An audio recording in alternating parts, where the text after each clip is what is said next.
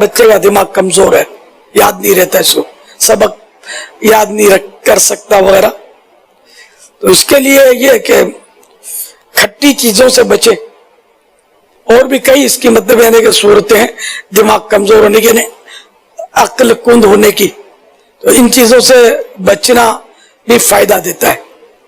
اور ساتھ میں یہ کہ کئی اس کے اوراد بھی ہیں جو پڑھنے سے بھی حافظہ مضبوط ہوتا ہے. اب یہ کہ چھوٹا بچہ ہوتا ہے یہ خود تو پڑھ نہیں سکتا، اس پر دم کرنے کا بھی طریقہ ہوتا ہے، میں وہ بھی عرض کرتا ہوں انشاءاللہ. اور بڑا جو ہے وہ پانچوں نمازوں کے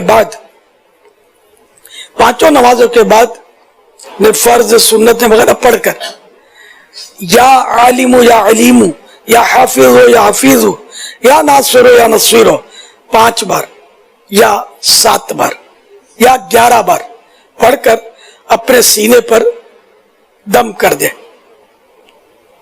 اور چھوٹے بچے کے لیے سر پر ہاتھ رکھ کر 5 نمازوں کے بعد یا قویو 11 بار، یا قویو 11 بار 5 نمازوں کے بعد سر پر سیدھا ہاتھ رکھ کر پڑھیے، انشاءاللہ اس سے بھی حافظہ مضبوط ہوگا.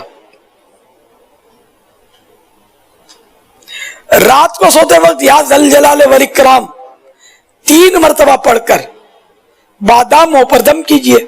1 بادام اسی وقت، 1 صبح نہار منہ یعنی خالی پیٹ، اور 1 دوپہر کے وقت کھائیے.